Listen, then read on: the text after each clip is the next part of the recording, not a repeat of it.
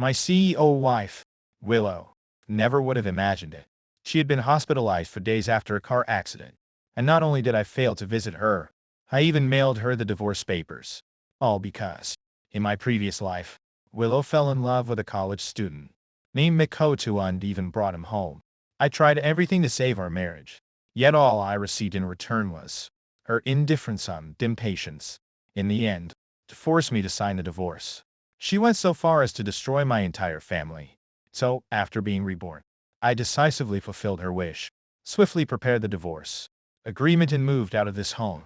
Yet, when Hurlover smiled as he handed her the divorce certificate I had processed, she showed not even a trace of the joy she should have felt. Instead, she abandoned her lover and desperately searched for my whereabouts. Chapter 1. After being reborn, the very first thing I did was put the divorce agreement in front of my wife, Willow. She was holding her phone, typing a message. I didn't know what the other person said, but a faint smile rippled through her calm eyes, and even the corners of her lips lifted slightly. It was the look of someone in love. Yet that trace of joy on her face disappeared completely the moment she saw me. We are getting a D. Before the word divorce even left my mouth, Willow had already taken the pen from my hand with a cold expression. The pen glided swiftly across the paper. After signing her name with a few strokes, she stood up inferently and said, "Buy whatever you want directly." A sting shot through my chest, spreading a faint pain. Willow probably thought I had my eyes on another property, perhaps because she cared so little about me. She didn't even bother looking at the contract and signed it outright. Willow and I had been married for 5 years. Although it was a business marriage, I had loved her for 10 full years. She had always worn simple business attire. Yet the styles in her wardrobe had begun to diversify. She had never worn any jewelry. Yet at some point a silver band appeared on her ring finger. Even her phone case had changed into a pink couple-style design. My wife was in love, but not with me. A deep sense of crisis rose in my heart. After secretly investigating, I discovered that the usually cold and distant Willow had actually fallen for a male college student named Makoto. In my previous life, after discovering her affair, I went completely insane. I argued with her every day, screaming and breaking down. Willow simply proposed a divorce. I couldn't accept it at all. I tore the divorce agreement to pieces and slammed it in her face, swearing I would never let her and the home record be together, that I would fight her to the end for the rest of our lives. I used every method possible to force Mikoto away and force her to come back to me, turning myself into a twisted, deranged madman, until Willow spent 10 years stripping me of every ounce of support, pushing my family into bankruptcy, and forcing me to kneel before her, begging her to stop, begging for a divorce. The day I learned that my parents had died, I jumped from the rooftop and died in front of her. All of the love and passion I ever had for her were completely exhausted in those 10 years of my previous life. Now that I had another chance, I only wanted to love myself and be a good son to my parents. Luckily, this time, everything could still be changed. I went straight to the law firm and handed over the divorce agreement. The sooner, the better. The lawyer glanced at it, suppressed the surprise in his eyes, and said respectfully, "Mr. Wong, the fastest will still be about a week." I nodded with a smile. All right. I had endured 10 years. Waiting 7 days was nothing. I walked out of the law firm with light steps and drove directly to the mall.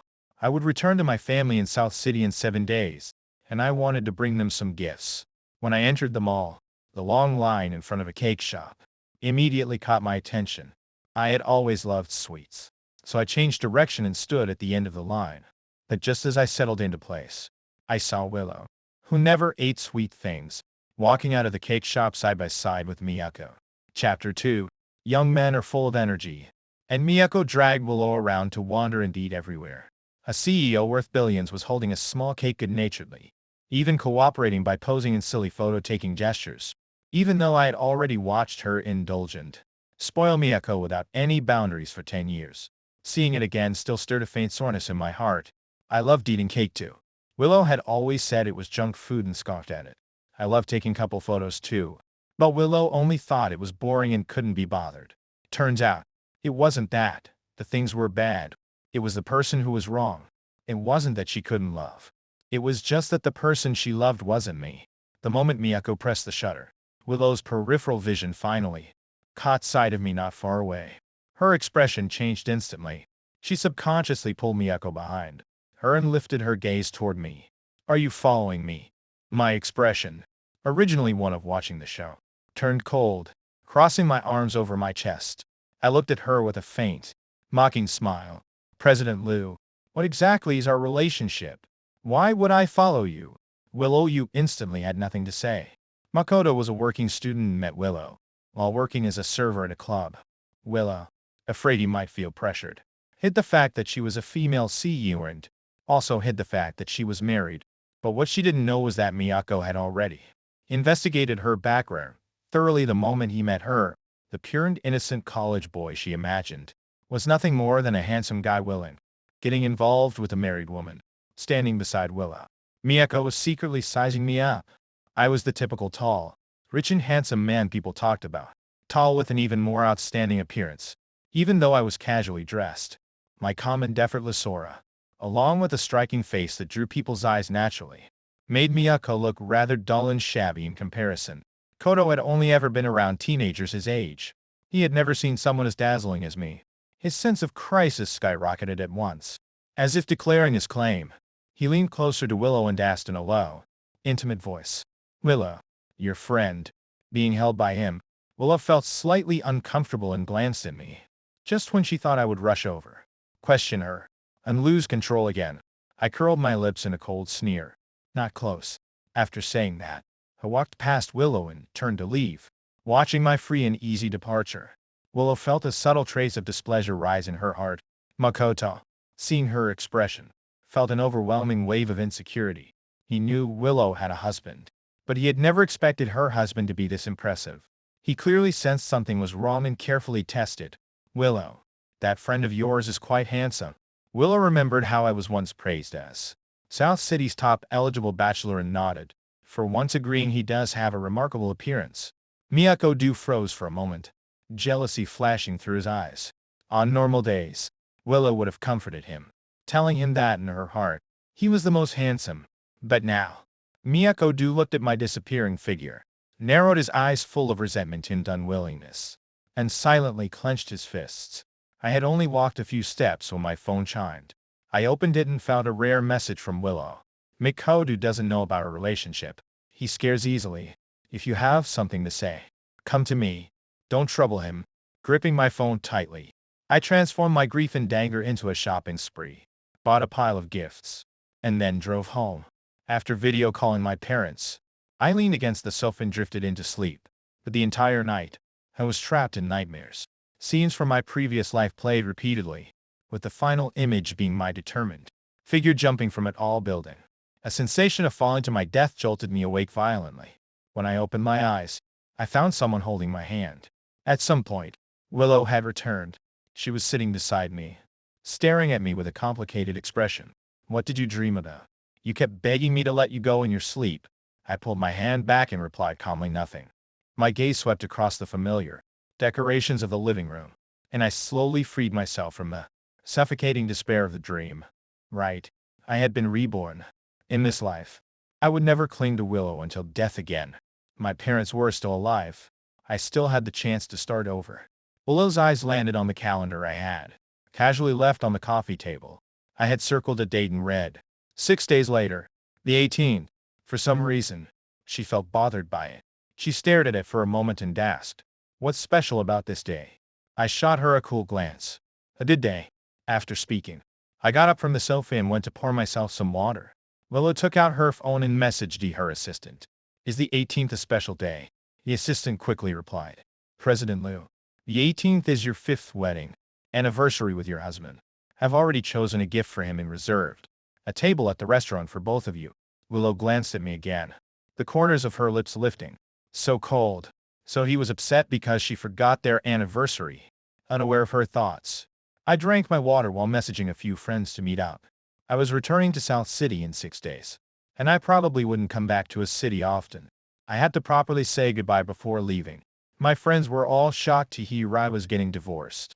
After all, everyone knew how hopelessly romantic I had been, loving Willow for 10 full years. None of them were unaware of it. After dinner, when we split up and I was about to drive back, a figure suddenly rushed toward me. He dropped to his knees right in front of me. looking up at me pitifully. Mr. Wang, please let Willow and me be together. Chapter 3. He clung to my pant leg, crying and begging. Mr. Wang, you're so outstanding. From such a good family. There's no type of woman you can't have. Why must you hold on to Willow and refuse to let go? I know I can't compare to you. I have nothing. I don't have a good family background. I don't have the support you have. But I truly love her. She's all I have. Please give her to me. Don't keep holding on to a woman who doesn't love you. Please. I'm begging you. Let us be together. His sudden action immediately drew the attention of many people nearby. A crowd gathered, pointing and whispering, instantly assuming I was some arrogant jerk bullying someone and stealing another man's girlfriend. Looking down at him from above, I asked, does Willow know you're such a good actor? Seeing that so many people were siding with him and criticizing me, Makoto went even further. Not only did he kneel, he even lifted his own hand and slapped himself across the face.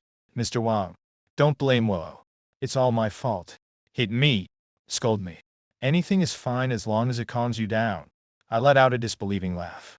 From outside the crowd, a familiar figure rushed over. Makoto. She pushed through the crowd, rushed in, and pulled Mako up into her arms. Mako leaned against her, tilting his head up to look at her. His eyes shimmered with tears, full of helplessness and dependence. Willow's heart ached instantly. Her gaze turned icy cold as she looked at me, her voice laced with both anger and ridicule. Young Master Wang, your temper is really something. Throwing your weight array around, forcing someone to kneel, forcing someone to slap himself. What's next on your list? One eye forced down my anger and pointed toward a security camera in the corner. I'm not that bored. If you have time, check your own mall surveillance footage, and you'll know exactly what kind of person you're holding in your arms. After speaking, I turned to leave. Willow followed my gaze to the camera, and her expression shifted. Meanwhile, Mikoto's face turned pale the next moment. He lightly tugged her sleeve and hurriedly waved his hand. Willow, Mr. Wang didn't bully me. It's just a misunderstanding between us. I'm fine. Really fine. Even though his words said otherwise, he looked exactly like someone who'd been mistreated yet was trying to endure it. Willow immediately became even more convinced that I had bullied him. She looked at my back and said coldly, you bully someone and think you could just walk away. My steps halted. I turned my head slightly and stared at her expressionlessly. What do you want? Willow pulled Mikoto closer and looked at me, speaking each word clearly. This isn't South City. No one here is going to indulge you like the Wang family does, letting you act arrogant and push people around. My expression darkened instantly. My fists clenched tight as I gritted out. Shut up, Willow. You have no right to mention my family. Willow let out a soft, disdainful snort, then looked at Miko. Miko, don't be afraid. I told you, no matter what happens, I'll protect you. No one can touch even a finger of yours. If someone bullies you, what should you do? Mikoto glanced at me and muttered, hit back. And if someone hits you first, hit them back harder. Satisfied, Willow said. Exactly. Do it. I stared at her in disbelief, my whole body trembling with anger. Willow, you've gone insane. I'm your husband. But the next moment, Miyako-do stepped forward and swung his hand hard. A loud, crisp slap exploded across my face. The sound was sharp and ringing. The rest of my words were shattered. My head was knocked to the side. My ears buzzed, and my cheek burned with pain. After hitting me, Makoto immediately slipped back behind Willow, pretending to be harmless and timid, while looking at me fearfully. But the triumph in his eyes, no matter how he hid, was unmistakable. Those eyes filled with malice and self-satisfaction were ones I had seen countless times in my previous life. And Willow, just like before, only needed to see him shed a few tears, show a bit of grievance, and she would always blindly stand on his side. A violent surge of hatred and fury erupted inside me. I stared at Willow and Mikoto with sheer, overwhelming resentment. For a moment, I even wanted to lunge at them and tear them apart completely. Chapter 4. Meeting my gaze. Willow felt a faint chill in her heart. Yet she still continued. George, you were the one who did wrong first. You have no right to be angry. You hit him, so of course he can hit you back. You forced him to kneel in public. Then you should also try kneeling here and letting people point at you and mock you. After speaking, she waved to the bodyguards. One of the bodyguards looked at me awkwardly. Sir, forgive us. The next second, two bodyguards pressed down on my shoulders, I kept my back straight, not moving at all. A bodyguard kicked the back of my knee. My legs gave out instantly, and I dropped heavily onto the tiles. The pain in my knees felt like they were splitting apart, but even that wasn't as painful as the humiliation of being judged and ridiculed by the surrounding crowd. Willow looked down at me from above. Today is just a lesson. Reflect on yourself. And from now on, you're not allowed to bully Miyako. She then grabbed Miyako's hand and turned to leave. I called after her. Willow. Her steps halted and she asked impatiently, what now? Enduring the pain, I pushed myself up from the ground and limped toward her and Miyako. Miyako held onto her arm, unable to hide the smugness in his eyes. With half my face swollen and red, I suddenly let out a small laugh, then said slowly, I just want to tell you, if I were the one actually hitting him. Before I finished the sentence, I suddenly swung my hand upward, using my full strength, and slapped Miyamoto twice across the face. Hardo. He was sent flying, crashing to the ground and letting out a sharp scream. I coldly laughed. That is my strength. Willow's face changed drastically. She rushed over and pulled him into her arms. Makoto. Makoto held in pain. His ear felt wet, and when he touched it, he shrieked. Hey, it's blood. I'm going to go deaf. Willow could no longer spare a single glance at me. She hurriedly dragged him into the car and shouted at the driver. To the hospital now. Watching them leave, I calmly took out my phone and called the mall manager. My voice icy. Pull up the surveillance footage and send it to me. This mall belonged to the Liu Corporation. Of course, the manager recognized me. He responded quickly, and within minutes, the video was sent over.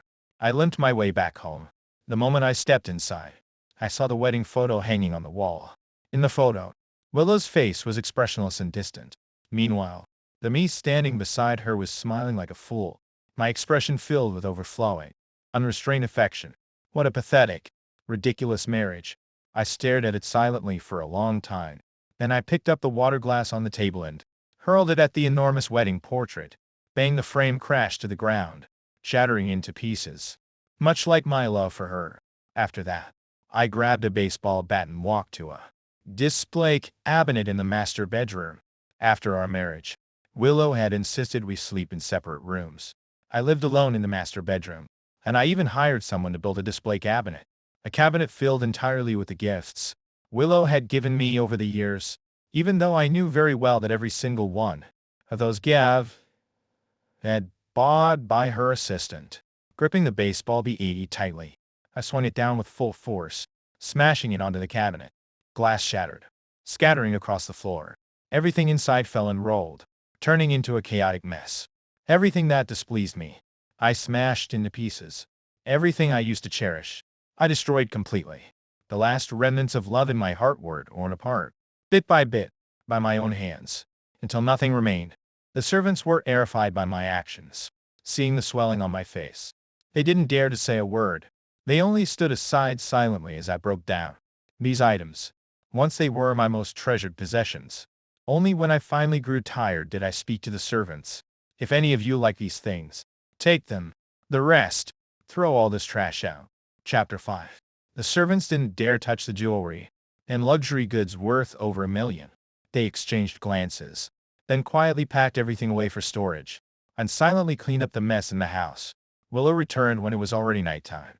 The woman entered wrapped in cold air.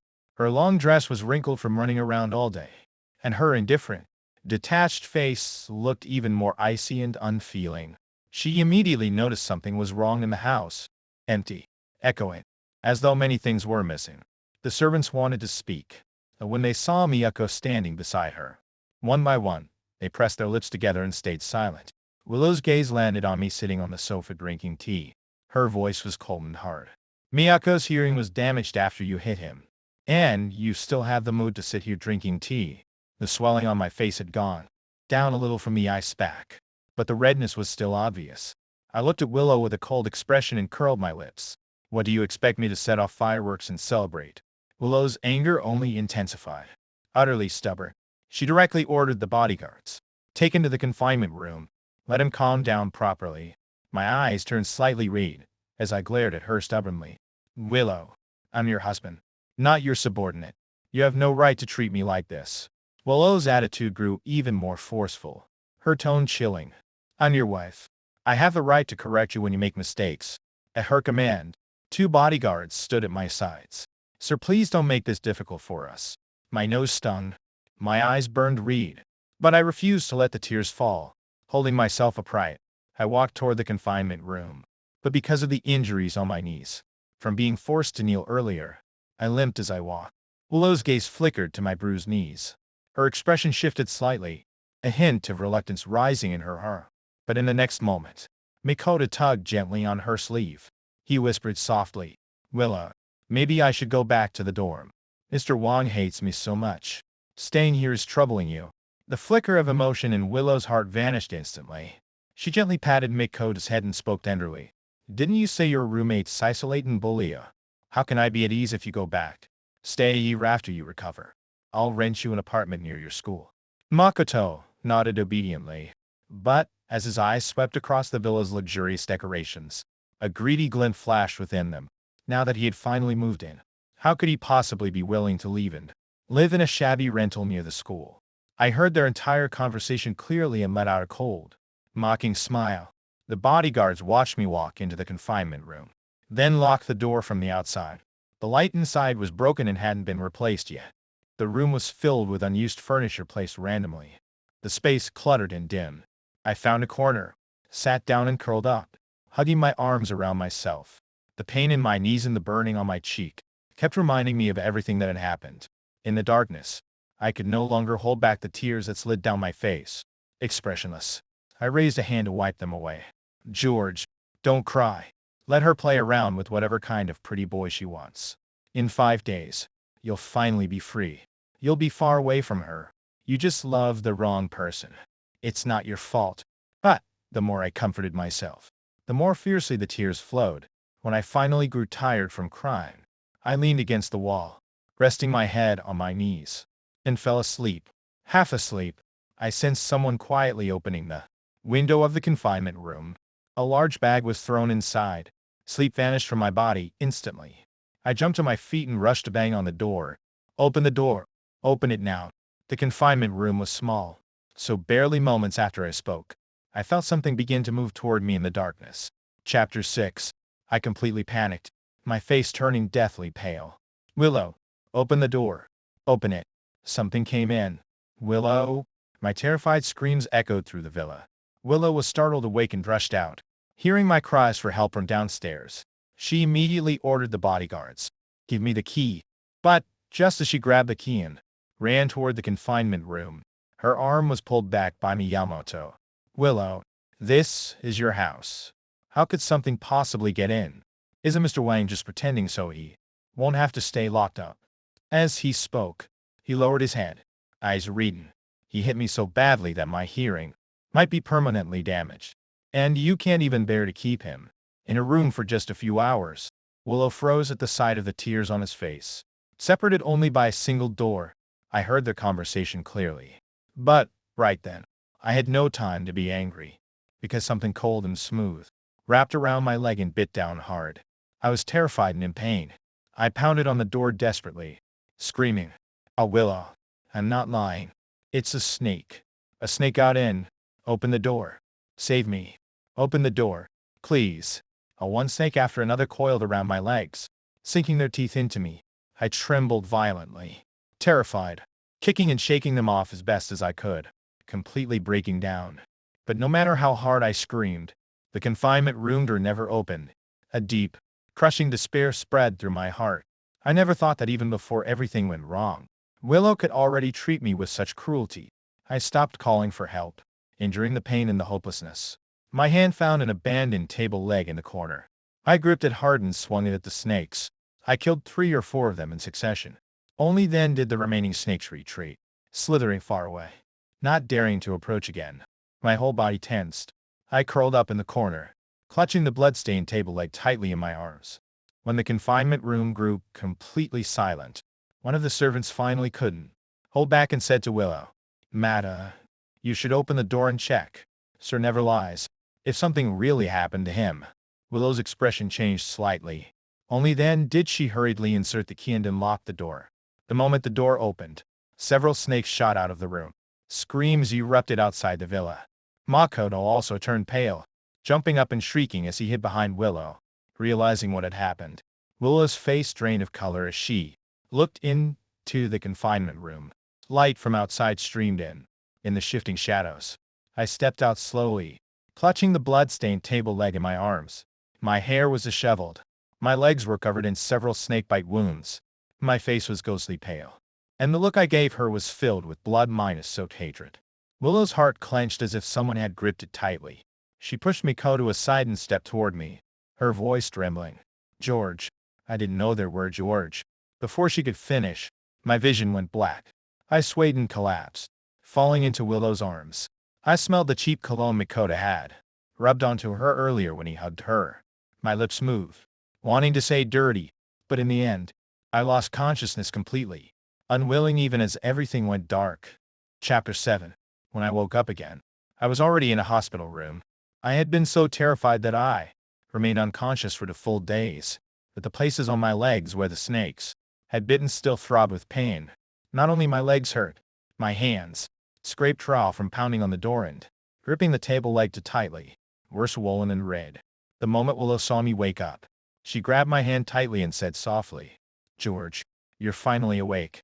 Don't worry, the doctor checked you. Even though you were bitten, those snakes weren't venomous. It's not life-threatening. Just rest for a few days. It seemed Willow had been guarding me all along. Her eyes were bloodshot. Standing beside her, Miyako's eyes were also red, as if he had cried a long time. Even his eyelids were puffy. I glanced deeply at Willow. But what surfaced in my mind was scene after scene of me pounding on the door, begging her for help, while she did nothing. Slowly, I pushed myself up and sat. Then, gathering all the strength I had, I swung my hand hard across Willow's face. Mikoto screamed instantly, rushing to shield her. Willow has been blaming herself and worrying about you nonstop. Are you even a man? How can you just hit someone without a word? Willow's beautiful face was snapped to the side by the slap. She looked up at me, her voice slow and hoarse. Feel better? Dream on, I said coldly. Where's my phone? Willow handed it to me from her pocket, confused. Your brother called. Wanted to know if you bought your ticket. Why are you suddenly going back to South City? Once you're better, I'll go with you to visit your family. I had already told my family about the divorce. The YS had seen Willow's indifference for years, and they supported me wholeheartedly. I looked at Willow. She had no idea. My lips curved faintly. I didn't explain. I simply dialed 110. When the call connected, I said expressionlessly, Hello. I want to report a crime. Someone maliciously released into my home. Willow and Miyako both froze. Willow spoke first. George. The confinement room is near the garden. Maybe they crawled in from outside. Since you're fine, let's not pursue this. If it blows up, it'll affect both our companies. I stared at her coldly, mocking. He nearly cost me my life. And you want to talk to me about company impact? Willow's expression flickered as she glanced at Mikoto. Clearly, she suspected him. But, even with coldness in her eyes, she still chose to defend him. Makoto put on the look of someone whose world just collapsed. Willow, even you suspect me. It was my first time at your house. Where would I even find someone to do it? How would I arrange snakes beforehand? Before Willow could reply, he suddenly dropped to his knees beside my hospital bed with a thud, begging through tears. Mr. Wang, I beg you, please spare me. Oh, Kino, I was wrong. I have nothing. I can't compare to your powerful background. I shouldn't have fallen for Willow. I shouldn't have deluded myself into competing with you. I can't compare with your schemes or tactics. First, you nearly made me deaf. And now you want to frame me and send me to the police. I'm scared. I'm really scared. I'll stay far away from Willow from now on. I won't ever appear in front of you again. My parents only have one child. They're waiting for me to take care of them. I beg you, spare me. He cried out repeatedly. And before long, his forehead turned red. Just a few sentences, and he completely twisted the situation, making it sound like I had staged everything just to frame him. If I wasn't absolutely sure of myself, even I might have been fooled by his performance. Willow's faint suspicion evaporated instantly. She rushed to lift Miyako up, heart minus aching. Miyako, stop crying. I believe you. Why are you so silly? But Miyako pulled away from her, still crying. Willow, I was wrong to love you. Please ask Mr. Wan to spare me. And don't come looking for me again. I'll leave. I won't bother you anymore. He then ran out of the ward crying. Miyako. Without hesitation, Willow abandoned me and chased after him. Watching her back, I let out a faint, mocking smile. I got up, endured the pain, and checked out of the hospital. Returning home, a servant approached and handed me a document. Sir, this just arrived. It says it's important. I took it. I opened it. It was the divorce certificate. A weight lifted from my chest. Perfect timing. I went upstairs, packed the last of my belongings into a suitcase, then walked out of the villa. Just as I was about to drive off, my phone rang. A rushed voice from the hospital said, "Hello. Your wife Willow has been in an accident. She's in surgery right now. Please come immediately." After asking for details, I learned what happened. Miyako threw a tantrum and ran out of the hospital. Willow chased him to calm him down. They argued on the roadside. Miyako ran into the street and was almost hit by a car. Willow jumped in to protect him and was hit instead. By the time I rushed to the hospital, Willow had already been taken into the operating room. Mikiko sat outside crying non-stop, repeating, "I didn't know it would end like this. I didn't mean it. I didn't mean it." He was too terrified to sign anything. A doctor approached with a surgical consent form. "Are you the patient's family? Please sign this." I hesitated for a few seconds. Then I took the form, signed it, and pulled the divorce certificate from my bag. Mikiko stared at it in surprise, his eyes lighting up instantly. I handed it to him. "We're already divorced. This is the last time I'm signing for her as family. Give her the divorce certificate when she wakes up." Mikiko took it eagerly, opening it immediately, his hands trembling with excitement. "Mr. Wang, don't worry. From now on, Willow has me. I'll take good care of her." I gave a soft, dismissive laugh and turned away. "Willow, in this lifetime, I finally let you go. From now on, no matter how vast the world is, you and I will have nothing to do with each other ever again." Chapter 8. At the door of the operating room, Makoto opened Willow's divorce certificate and looked at it over and over again. The joy and greed in his eyes could not be hidden no matter what. He never expected George would give up the marriage so easily, without George standing in his way. The position of Willow's husband would naturally fall into his pocket. Just as he was overjoyed, urgent footsteps approached. A noble woman surrounded by attendants came straight to the operating room doors. Standing beside her was the hospital director. Speaking respectfully, "Mrs. Liu, young President Liu is undergoing surgery inside. Please rest assured, the surgeon in charge is the top specialist in our hospital. We will ensure her safety." Mrs. Liu nodded slightly. "Oh, trouble you." Hearing the director's words and seeing the woman's imposing manner, Michita instantly understood who she was. Willow Yu's parents were also a commercial alliance. Even after marriage, Mrs. Liu continued managing her own family's business and held considerable influence in the Liu household. Michita quickly stuffed the divorce certificate into his bag, then jogged forward eagerly to greet her. "Liu. Hello. I'm Smack." Before he finished speaking, Mrs. Liu raised her hand and slapped him across the face. Cold, sharp, merciless. The entire hallway fell silent. Everyone nearby lowered their heads, not daring to speak. Michita held his cheek, staring at Mrs. Liu in disbelief. Mrs. Liu looked at him icily. "So you are the worthless thing who caused my daughter's car accident." Michita knew he was at fault. He whispered, "I'm sorry. Willow was hit because she tried to protect me." Mrs. Liu didn't even spare him another glance. She simply ordered the bodyguards throw him out. "This kind of trash dares go near my daughter. Where's George? Did anyone call him over?" A bodyguard stepped forward, ready to drag Miyako out of the hospital. Miyako immediately said, "Mrs. Liu, even if you don't like me, it doesn't change the fact that Willow loves me. Besides, George and Will are already divorced." Mrs. Liu's expression changed drastically. "What did you say?" Makoto hurriedly broke free and took the divorce certificate from his bag, presenting it to her. "Look, I'm not lying. George came earlier. He didn't care whether Willow lived or died. He threw the divorce certificate at me and left." Mrs. Liu tightened her grip on the document and handed it to her assistant. "Verify its authenticity." Her tone was calm, but each word slapped Makoto harder than any hand. His eyes flashed with humiliation, but he still bit his lip and said, "Mrs. Liu, it's real. George handed it to me himself. I have no reason to lie. Willow got hurt because of me. When she wakes up, the first person she'll want to see is definitely me. Please don't throw me out." Let me take care of her. The assistant quickly returned with the results. Madam, it's authentic. Mrs. Liu's face paled when she looked at Mikoto again. The coldness in her gaze deepened. Koto lowered his eyes, putting on the appearance of a fragile, innocent victim. But the hidden pride in his eyes was something Mrs. Liu saw through instantly. Just then, the operating room doors opened. The surgeon who had operated on Willow, Liu, stepped out and said respectfully, "Don't worry. The patient is now out of critical condition." Mrs. Liu finally allowed herself a faint sigh of relief.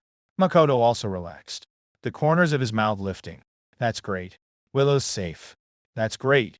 If Willow lived, he'd have someone powerful to back him. Mrs. Liu suddenly threw the divorce certificate into his face, her voice like frost. Don't think that just because George and Willow divorced, you can climb up. Let me make this perfectly clear. In this lifetime, don't even dream of attaching yourself to the Liu family. After speaking, she didn't look at Willow being pushed out of the operating room. She simply turned and walked toward the exit. Only when she reached the hospital entrance did she finally stop and speak tiredly to her assistant. Tell the second young master to return from abroad. The assistant stared, startled. Madam, you mean? Mrs. Liu rubbed her aching forehead and let out a bitter smile. How can I entrust the Liu family to someone who loses her mind over trash like that? After Willow was admitted for emergency treatment, she had immediately investigated everything. Before George left, he had collected surveillance footage, him being forced to kneel, locked in the confinement room, and all of it had been sent straight to Mrs. Liu. The daughter raised since childhood as the Liu family's heir had harmed her own husband for the sake of a cheap little boy toy. Akira Miyazaki. Mrs. Liu was utterly, deeply disappointed. The assistant no longer dared to speak. He quickly lowered his head and arranged for the second young master's return. Meanwhile, inside the hospital, Miyako mistook Mrs. Liu's departure as a sign she had chosen to tolerate him. He hurried after Willow, fussing over everything in the ward as he played the devoted caretaker. Willow slept until the next day before waking. Drowsily, she saw someone sleeping with his head resting against her hospital bed. Every time she was sick, George did guard her like this completely. Her gaze softened. She whispered, "George." Chapter 9. Michita looked up and met Willow's eyes, and his own instantly reddened. "Sorry, I'm not the George you want to see." Willow's expression shifted slightly, but she quickly suppressed it and comforted him. "Michi too. Thank you for taking care of me." Michita also knew this wasn't the time to throw a tantrum at her. Anyway, George was already gone, and from now on, Willow would be his. He stood up and threw himself into her arms. "Willow, you finally woke up. You scared me to death. It's all my fault. I shouldn't have been petty with you. I swear I'll never act so willfully again. Luckily, you're safe. Otherwise, I'd never forgive myself." Willow held him, comforting him. "As long as you're fine." Although she was saying soothing words, her heart felt strangely empty. Her gaze searched around the hospital room, yet she never found any trace of George. After her mind cleared a little, she picked up her phone and began scrolling through it. Her chat with George had remained completely silent. George not only hadn't shown up, he hadn't even sent her a single message of concern. Her expression cooled. She hadn't even held it against him for staging that emotional manipulation act to frame Makoto, yet he was still putting on airs. Feeling irritated, she tossed her phone aside. Makoto had no experience taking care of people. After she woke up, he immediately called the doctor to come check her. Once he confirmed she was fine, he finally relaxed completely. He either hovered next to her talking about topics she had absolutely no interest in, or sat at her bedside playing on his phone and watching meaningless videos. Willow used the excuse of being tired and closed her eyes to pretend she was asleep. Bored in the ward, Makoto went downstairs to walk around and call his friends. Only when his figure disappeared did Willow pull out her phone again and resume scrolling. 2 days had passed, and George still hadn't shown up. In the past, this would have been absolutely impossible without George bustling around nearby. She felt unaccustomed in every way. After a moment's hesitation, she sent him a message. "Why haven't you come?" Once the message was sent, she stared fixedly at the screen. He had always replied in seconds. But this time, nothing. Willow opened the app several times, and even restarted her phone once. But all the incoming messages of concern from others clearly proved her phone wasn't broken. Frowning hard, she sent another message. Still angry, however, The moment the message was sent, a red exclamation mark popped up beneath it. Willow stared at the bright red symbol in disbelief. George, did you actually block me?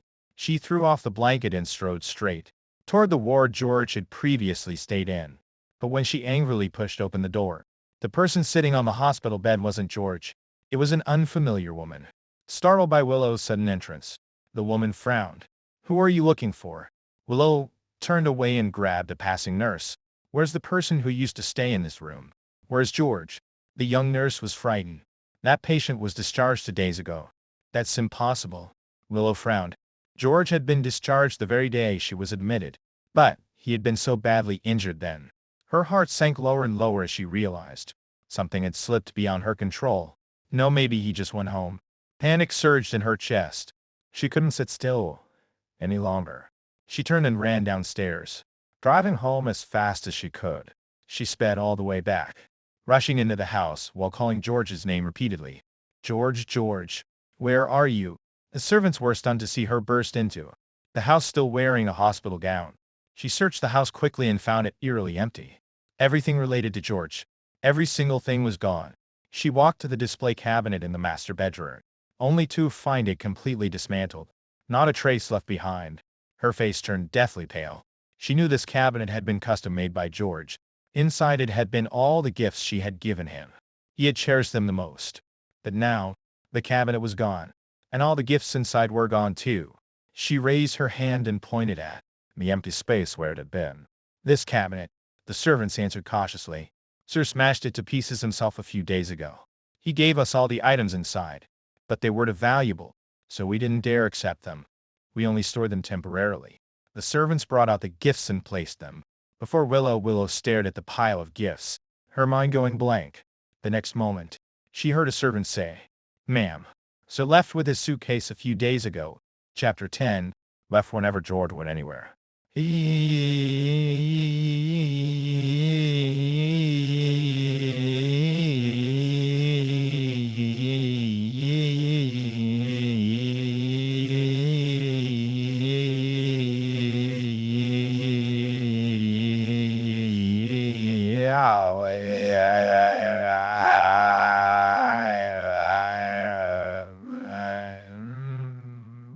He had never once disappeared without saying a word.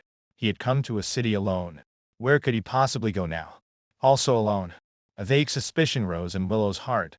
She took out her phone and dialed George's sister, Alicia. The Liu family and the Wang family had many business collaborations, and she had always gotten along well with Alicia. But the moment the call rang once, it was hung up. She tried again. This time she had been blocked entirely. Listening to the busy tone, Willow froze in place.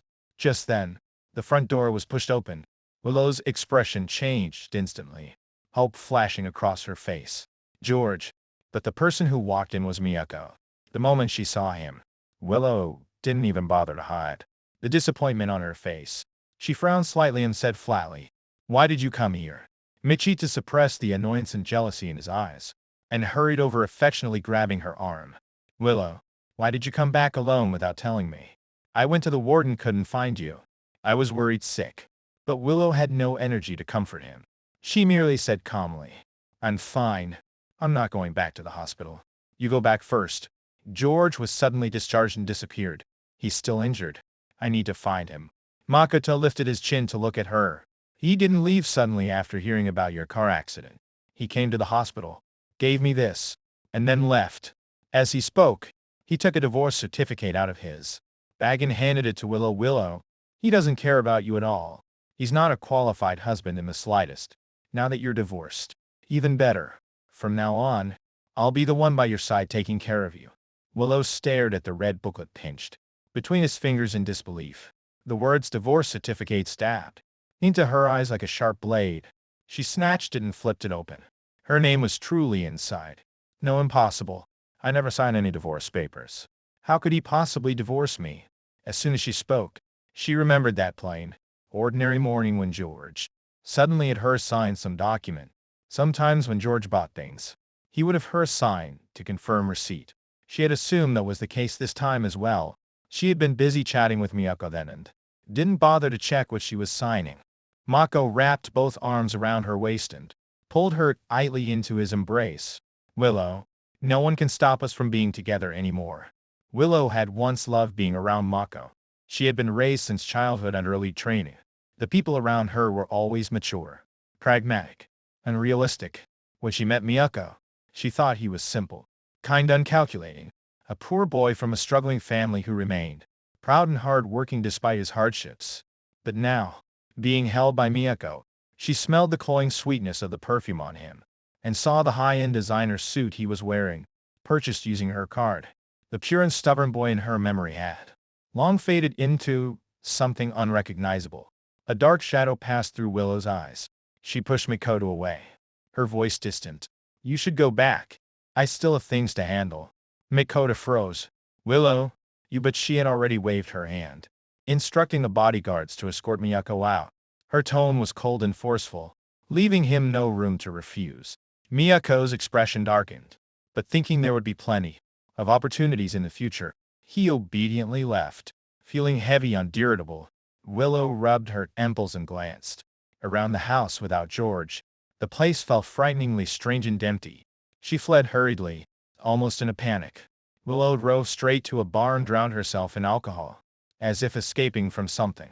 She had thought her relationship with George was nothing more than a business marriage. If he divorced her out of anger, then so be it. But the suffocating ache in her chest felt horribly foreign and uncomfortable. The thought that they no longer had any connection filled her heart with rejection and an unwillingness to accept it. The more she drank, the clearer George's figure appeared in her mind, and the more suffocated she felt inside. Willow stumbled back home. The moment she opened the door, she almost saw George walking up to her with a gentle smile. Seeing she was drunk, he would frown helplessly, softly complain, and then carry her tenderly back to the bedroom. Your stomach is weak. Why did you drink so much? George, you're back. Willow smiled and reached out, wanting to throw herself into his arms. She staggered, her hands grasping nothing but air. Only then did she realize everything she had just seen had been an illusion. Willow lifted her head, staring at the empty, unfamiliar house that felt as if it would swallow her whole. The bitterness in her chest nearly consumed her.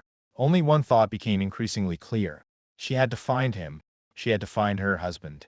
Chapter She. I got off the plane and immediately saw my parents and sister waiting for me in the arrivals hall. The moment they saw me, their eyes turned red, and they called my name in unison. George. My nose stung. But what flashed in my mind was the scene from my previous life. My parents being forced to their deaths by Willow. Fortunately, in this life, I didn't lose my mind, and my family was still here. My tears overflowed instantly. I ran forward and threw myself into my parents' arms. Alicia frowned at my pale complexion. Why do you look so pale? Do you feel unwell? Not wanting them to worry, I shook my head quickly. Just tired from the long flight. I'll be fine after some sleep at home. Alyssa didn't press further, only said, as long as you're back. Our family returned home happily, and no one mentioned Willow's name. My mom kept fussing that I'd lost weight and personally cooked a whole table of my favorite dishes. I stayed home recovering for several days until my good friend David showed up and dragged me to the beach to relax. I lounged lazily on a beach chair, sipping juice and enjoying the sea breeze. David was the person who knew best how deeply I had loved Willow for 10 whole years. Seeing me so relaxed only made him even more anxious. He leaned over and cautiously asked, You and Willow, you really divorced? I gave him a sidelong glance. Didn't you spend 10 minutes flipping through my divorce certificate on the very first day I got back? David couldn't help it. He grinned foolishly for a second, then suddenly raised his voice. Good that you divorced. You can't keep hanging yourself on Willow's crooked tree. Don't worry. I've got plenty of premium resources when I date girls. I'll date 2 at a time. One for me, one for you.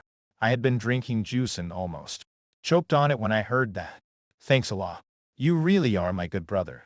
David laughed loudly. Of course. What are we if not brothers? I couldn't help but smile.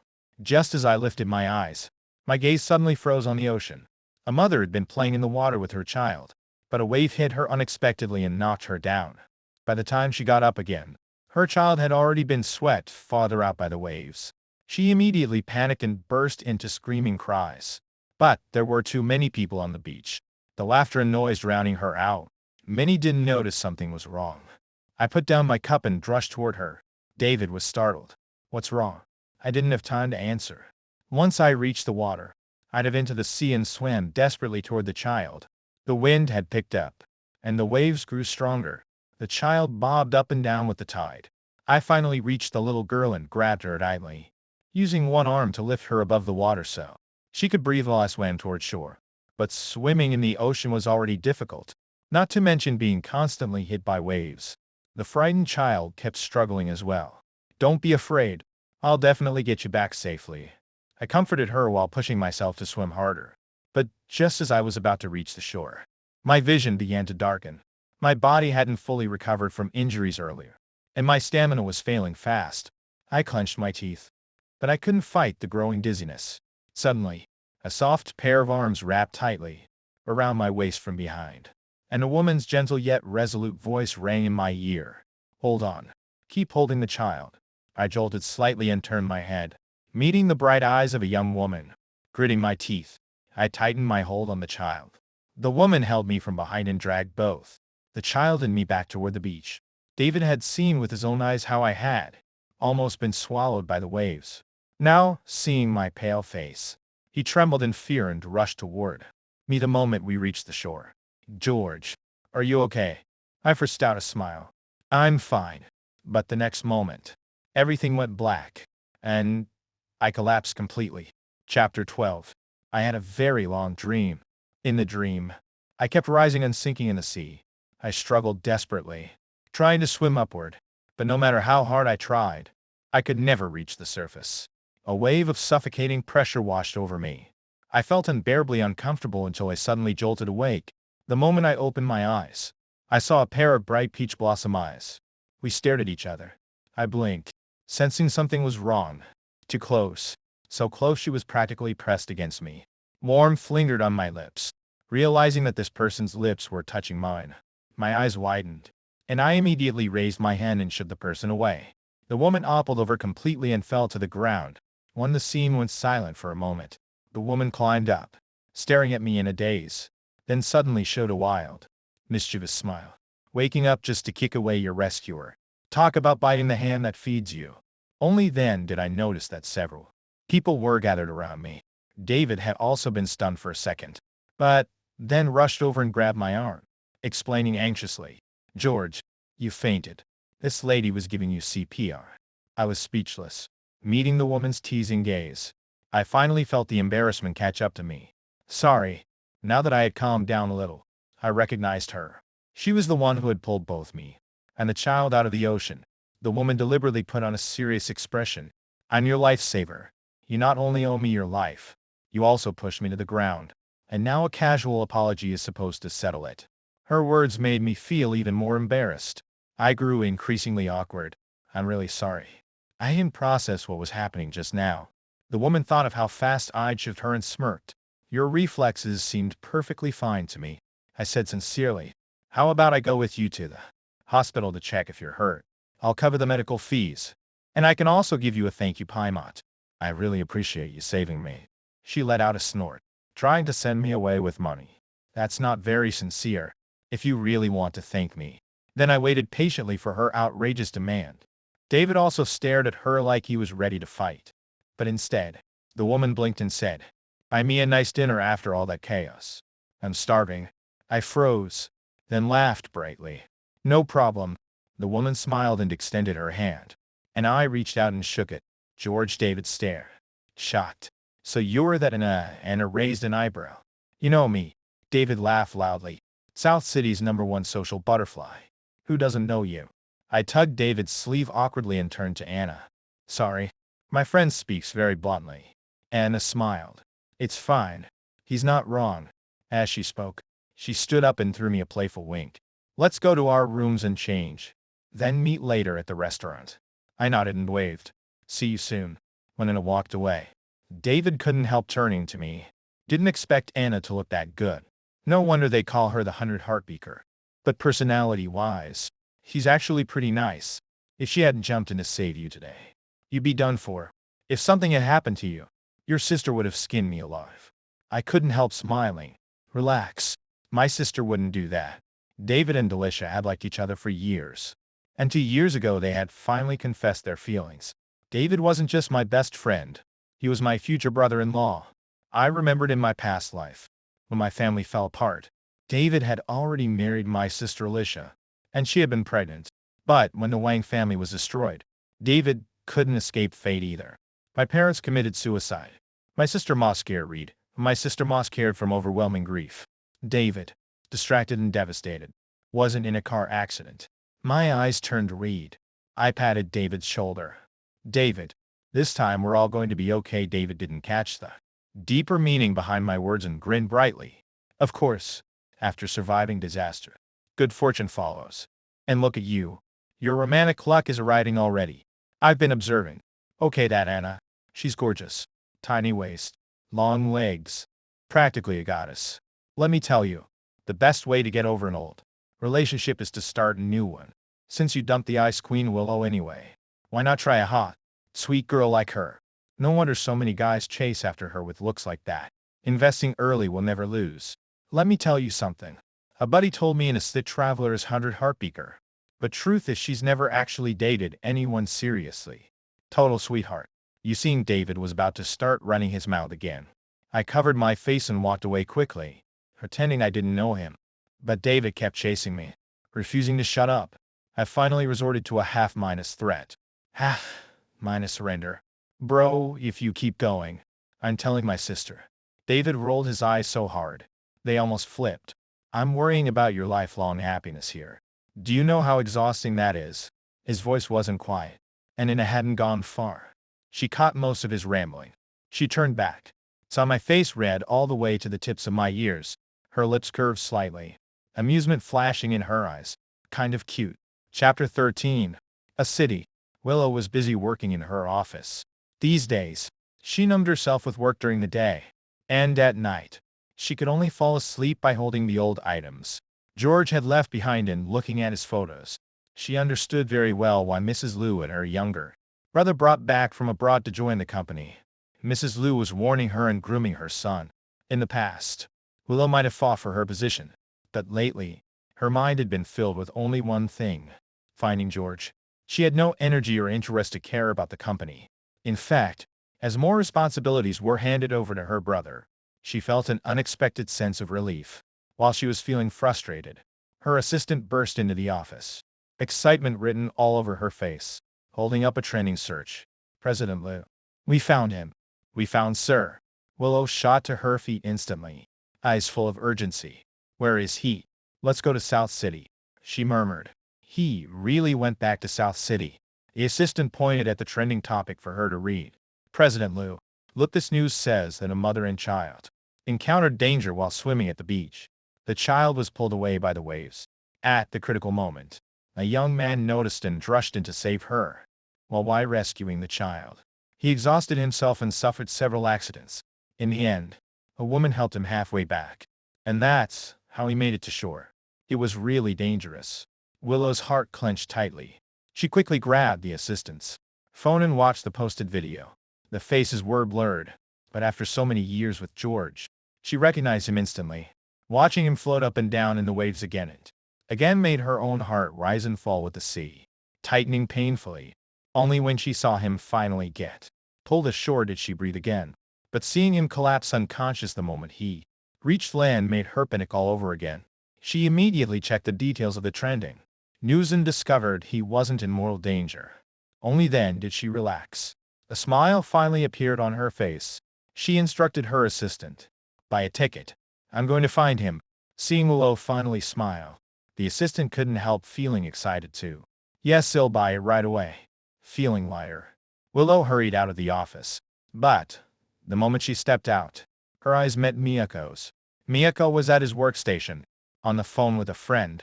He didn't notice Willow's presence and was complaining. What's so great about George anyway? He's just a boring old guy wrapped in designer brands. I'm younger and more interesting. Sooner or later, Willow will toss him aside. Willow's face instantly darkened to the extreme. He looked pure and kind on the surface, but behind her back he spoke about George like that. George was better than him in every conceivable way, 1,000 times over. For a moment, Willow even questioned her own judgment. How had she ever fallen for someone like Makoto? Makoto finally caught sight of her from the corner of his eye. He turned his head and almost dropped his phone in fright. He rushed over ingratiatingly. Willow. Rezel President Liu. Are you heading out? He looked at her carefully, trying to please her. Ever since Willow had woken up from the accident, she had been cold toward him. Makoto had tried everything, but Willow no longer treated him the way she used to. He kept comforting himself since she had divorced George for him. Maybe she was just feeling unsettled. Given time, she would surely let go of George. He was full of hope for Willow to come back to him. But what Willow thought the moment she saw him was, "Why are you still here?" Mikoto's face turned pale, and he looked at her with hurt innocence. President Liu, what do you mean? If I'm not here, where else can I be? Willow rubbed her temples. Tired and annoyed, she had met Miyako in a club. He was young and was being bullied into drinking. She couldn't stand and stepped in to help. Later, she asked more questions and learned he was only 18, a freshman in college. His family was poor, so he had to work in a place like that too. Pay for tuition and living expenses. She had initially hidden her identity, telling him she was just an ordinary employee at the Lu Corporation. Yet Miyako still admired her and treated her with sweetness and gratitude. His seemingly simple and kind personality had softened her, and she gradually came to care for him. That day when they ran into George at the cake shop, Miyako had asked who George was. She hesitated, but eventually told him the truth. Miyako had cried and said, "Willow, I trusted you so much. Why did you lie to me? President, why did you make me into someone who ruins other people's relationships?" Willow's heart had softened immediately, and she had comforted him for a long time after revealing her identity. She didn't want Miyamoto to keep suffering working at the club. But, since he insisted on earning money on his own, she had arranged for him to join the company and kept him by her side. Willow knew very clearly she had indeed been moved by Miyamoto. The person she cared about more was George. She had never once thought about divorcing George. Looking at Miyako now, aside from his youth and liveliness, he had nothing that surpassed George. If she had to choose between the two, the choice was obvious. She would choose George. And Miyako was precisely the reason. George had gotten upset and left. Thinking of this, her expression cooled. She turned to her assistant and said, "Handle it." Chapter 14. She walked straight past Miyako and headed out with long strides. Miyako panicked and couldn't help shouting, "Willow, what do you mean? Where are you going?" Before he could finish, the bodyguard stepped forward and covered his mouth. The assistant said patiently, "Mr. Eder, Madame has already said she doesn't want you in the company anymore. You should go back first. Don't make things difficult for President Liu." Makoto Ito struggled, wanting to explain. But one of the bodyguards dragged him out the door. Miyamoto stomped his feet in anger. The assistant stood in front of him and handed him a check. "Mr. Ito, I'm sure you understand what President Liu means. This is her compensation for you. Enough for you to live comfortably for the rest of your life. As for anything else, you should stop dreaming about it." Michida stared at the check. The long string of zeros was something he never would have dared fantasize about in his life. If it were before, he would have happily taken the money and walked away. But the position of Willow's husband was right in front of him. If he could marry into the Liu family, he would gain far more than this. He was just one step away. How could he give up? With tears in his eyes, Makoto begged assistant Wang, "I don't want money. I only want Willow. Please help me plead with her again. I don't know what I did wrong or how I upset her. I'll change everything." The assistant lost her patience and tossed the check at him with a cold laugh. "Mr. Ito, take the money while you still can. Don't be too greedy, or you'll end up with nothing." Willow hadn't met many men, but the assistant had handled countless men, trying to get close to Willow by any means.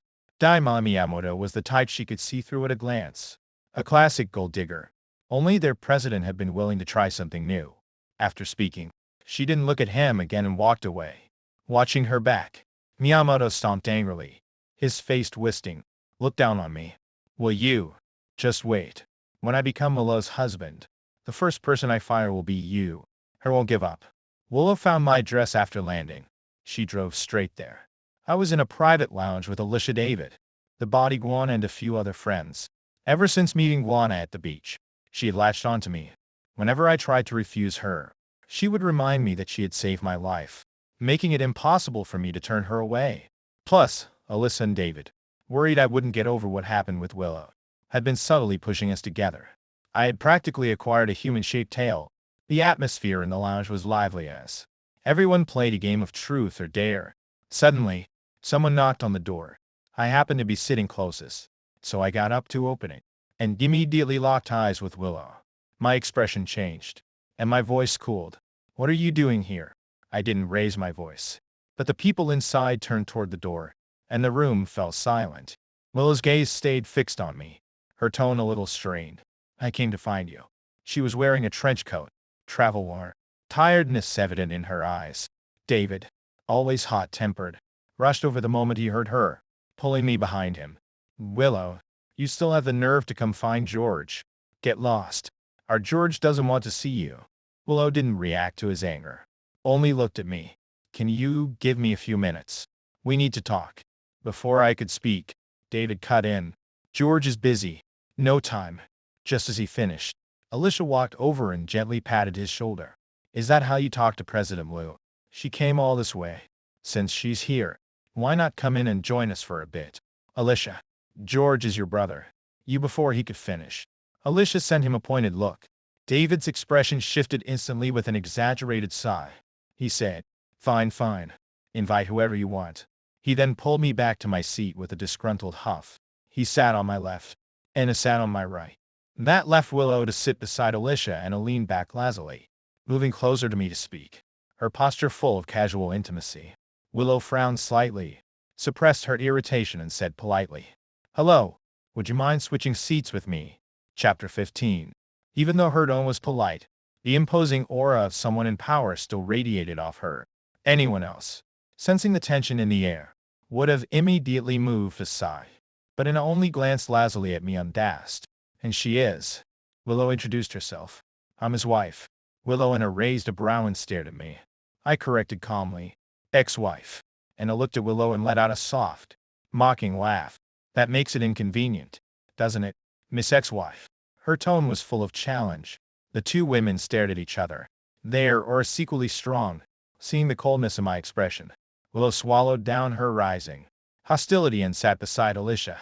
We all sat around the table. A beer bottle was placed in the center. Spin the bottle.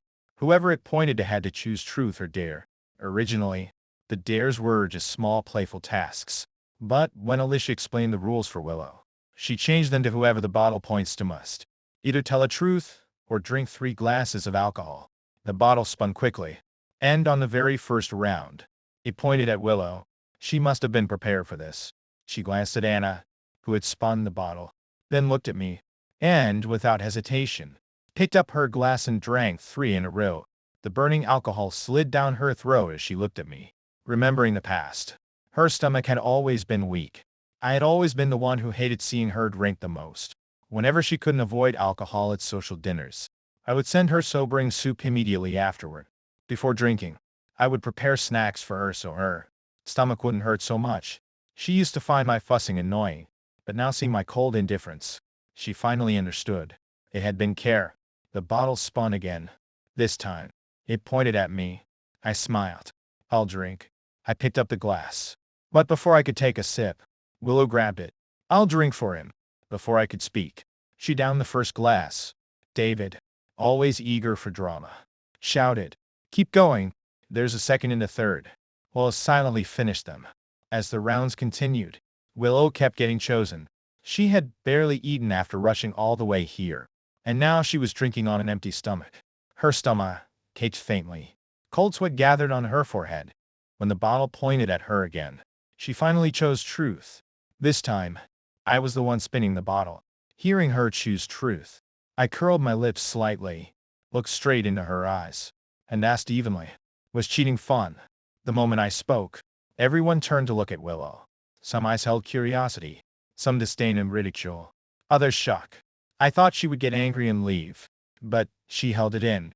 Her face, already pale from drinking on an empty stomach, turned ghostly white after hearing my blunt question. Her lips parted, and finally she whispered one word. "Sorry." I let out a soft, cold laugh. Willow picked up the glass and quietly drank another 3. The alcohol burned like fire, scorching its way down to her stomach. What she swallowed wasn't just alcohol. It was the bitterness of my indifference. I had always been the one to be proactive and gentle, but this was the very first time I had treated her with such coldness. Only now did Willow finally understand what it felt like to be ignored by the person you liked. How painfully bitter and suffocating it was. Like some form of self-punishment. She kept drinking glass after glass. I didn't tell her to stop. So she didn't. And no one else dared intervene. Her head felt dizzy and heavy. She stood up and took a step toward me. George, don't go. But before she could finish, sudden pain twisted her expression, and she turned her head sharply and vomited a mouthful of blood. Everyone in the room jumped in shock. The next second, she lifted her head with difficulty, looked at me and reached out, trying to grab my wrist. But the moment her fingers touched my skin, she completely lost consciousness and collapsed to the floor. Chapter 16. Willow woke up in the hospital, and a needle inserted into her wrist. A nurse was checking her condition. Seeing her awake, she adjusted the drip's pee while advising her. You drank alcohol on an empty stomach can cause gastric bleeding. Don't drink like that again. It's too dangerous. If you hadn't been brought in time, you might not have made it. After you're fully awake, remember to go pay the rest of your medical fees. Willow's body had not fully recovered from the car accident she suffered while saving me Yamato. Now after drinking enough to cause stomach bleeding, she was even weaker. She looked around the ward, but didn't see George anywhere. With a hint of hope in her eyes, she asked, "Who brought me here?" The nurse replied, "The staff from the club." The light in Willow's eyes dimmed inch by inch, and her smile turned bitter.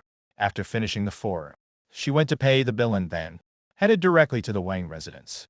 A servant heard the doorbell, opened the door, and after seeing Willow, froze before turning back nervously to call Alicia. "Miss, the former young lady is here." The word from her made Willow sway slightly in the past, because George had adored her every time she came to the Wang residence. Even the servants treated her warmly with utmost respect. And now, she couldn't even step through the door. Alicia came slowly after hearing she had arrived, her expression cold as she spoke. "President Liu, such an honor to. What do we owe the visit?" Her tone dripped with sarcasm. Willow could easily tell the reason Alicia let her into the private room earlier was clearly to force alcohol on her as revenge. Even now, Willow's lips were pale. One hand pressed against her still aching stomach as she said, "There are misunderstandings between me and George. I want to talk to him." Alicia let out a mocking laugh, standing on the steps and looking down at her. Willow, always the lofty one, now appeared rare and pitifully disheveled. But all Alicia could think of was the pale face and dim eyes George had the night he returned home. She had people investigate what had happened in the city, and learned exactly what Willow had done to George. She wished she could kill Willow. It still felt insufficient. She wished Willow could suffer 10 or 100 times worse than her brother had. Seeing how Willow now cared about George, Alicia smiled. "Former sister-in-law. It's not that I won't call George for you. It's just that he's out on a date. He hasn't come back yet." Willow's expression froze, her voice trembling. "A date?" But she quickly shook her head in denial, face turning pale. "Impossible. We only just divorced. How could George possibly?" Alicia smiled, eyes narrowing. "Why not? He used to chase after you so desperately, and you treated him so coldly, without the slightest care. Now that a nun is beautiful and proactive, well, when a woman pursues a man, it's as thin as a sheet of paper. Who could resist?" Just as she finished speaking, the roar of a motorcycle engine grew louder. Willow turned toward the sound. I rode up on a motorcycle, with Anna sitting behind me, arms wrapped around my waist. A bright, bold smile lit my face. A smile Willow had never seen in all the years of our marriage. In her memory, I had always been a dull, overly cautious young master from a wealthy family. It was unimaginable for her to see me racing on a motorcycle like this. But the moment I saw her, my smile vanished. The motorcycle screeched to a stop right at Willow's feet. She didn't step back, only watched me. Anna, with blatant provocation, deliberately pressed herself closer against my back. I tapped her helmet. Childish. Anna huffed a laugh, removed her helmet and leaned toward me, so I could help her fix her hair. The subtle intimacy between us made Willow's chest burn with anger. I got off the motorcycle and finally looked at Willow. "President Liu, what do you need?" Willow pressed her lips together. "I want to talk." I turned to Alicia. "You to go inside first." Alicia frowned.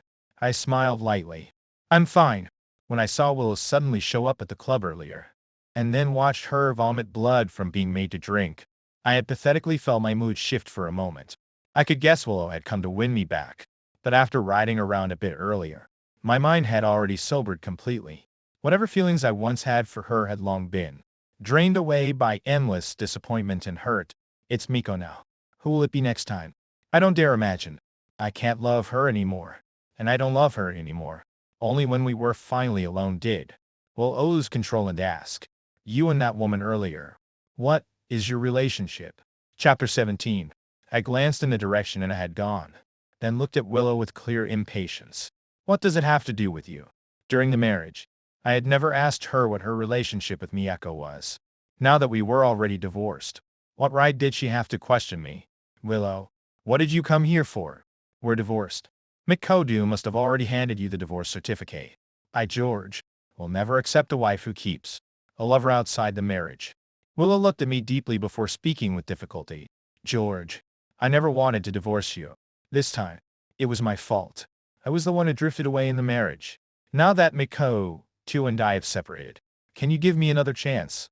I snapped my head up, unable to hide my shock. She and Miyako separated. Everything was different from my previous life. My tone became urgent. You never wanted a divorce.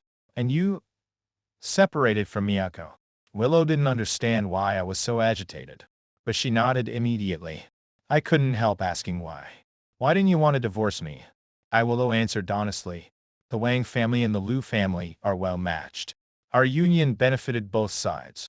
Although our marriage was a business arrangement, our married life was harmonious and happy. George, all the good things you did for me before, I never treasured them. Only after you left did I realize that I had long grown dependent on you, that I had long gotten used to having you by my side. My feelings for Makoto were just a momentary novelty. I already know I was wrong. Divorce benefits neither our families nor us. Come back with me. Can we marry? The sight of the woman before me lowering her pride and humbly seeking reconciliation overlapped in my mind with the cold, aloof Willow from my past life. Images flickering back and forth. In my previous life, when I discovered she was cheating with Miyako, I lost control, argued with her hysterically, and even used the Liu family's power to pressure her. Not only did she not restrain herself, she instead treated me with cold violence, completely ignoring my existence.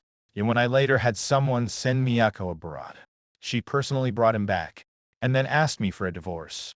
Her request for a divorce pushed me into an even worse emotional spiral. My behavior became increasingly extreme. Our relationship slid into a place beyond repair. Until finally, my family was ruined. My parents died, and I killed myself in front of her. But in this life, because I chose divorce, everything became different.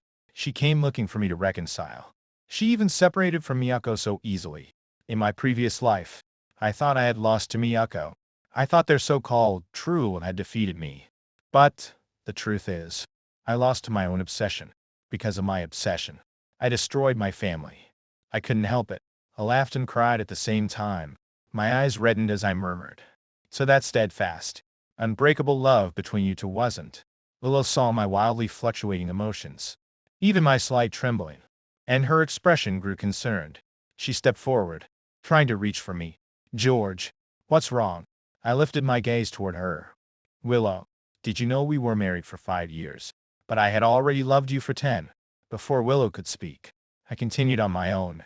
We attended the same university. The first name I heard after enrolling was yours. You kept a low profile and were mysterious, but every guy on campus talked about you. They said falling in love with you was as easy as eating and drinking. They said you were beautiful, capable, and far ahead of your peers already involved in the company, taking on responsibilities in the family business even before university. In our dorm room for boys, 3 had a crush on you, including me. I secretly followed all your news, attended events you might appear at, hoping to run into you. When I learned I could marry you, you don't know how happy I was. I was so excited I couldn't sleep the entire night. I thought it didn't matter if you didn't love me. After all, you didn't love anyone else either. As long as I could stay by your side, that was enough. That was why, in my previous life, discovering she loved me hurt me so deeply. It made my 10 years feel like a joke. I was unwilling that 10 years of Love couldn't turn even a grain of sincerity. Unwilling that a woman I had loved for 10 years could be swayed by a manipulative guy like Makoto. But now, I was finally letting go. Chapter 18. My previous life had been nothing more than a prison built from my own obsession. The Willow of this life was not as decisive and ruthless as she had been back then. I no longer hated her the way I once had, but I also could no longer love her the way I used to. I looked at Willow, my gaze calm yet serious. Willow, maybe you've finally seen the good in me. Maybe in these 10 years, I've managed to move you a little. But loving someone for 10 years, it's exhausting. You should go. I don't love you anymore. I've already moved forward, and I won't look back. My expression was so serious and steady that for a moment, Willow felt as though something vital, something that supported her very life, was being carved out of her chest. Her vision blurred with sudden mist. Only when she raised a hand and touched her cheek did she realize that she was crying.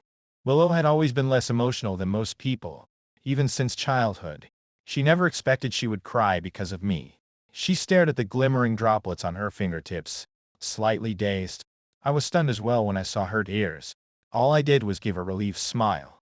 I turned, about to leave, when suddenly a figure rushed forward and dropped to his knees beside my legs with a loud thud. Startled by the sudden movement, Willow instinctively grabbed me and pulled me behind her, kicking the man away in one swift motion. He cried out in pain, fell to the ground, and immediately burst into tears. Willow, how could you kick me? Only then did Willow and I clearly see that the person who had suddenly appeared was Mikko too. Willow stared at him in shock, her expression darkening. What are you doing here? And suddenly kneeling. What are you trying to pull? Mikiko had secretly followed Willow's car all the way here.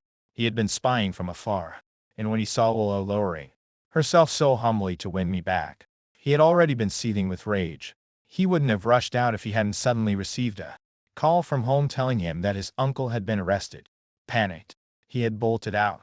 Of course, he didn't dare tell the truth. Now facing Willow and me, he could only cry as he kowtowed repeatedly toward me. Mr. Wang, I was wrong. I truly know I was wrong. Liu President and I have already separated. I won't dare to provoke you ever again. Please let them spare my uncle. I had received the news long ago.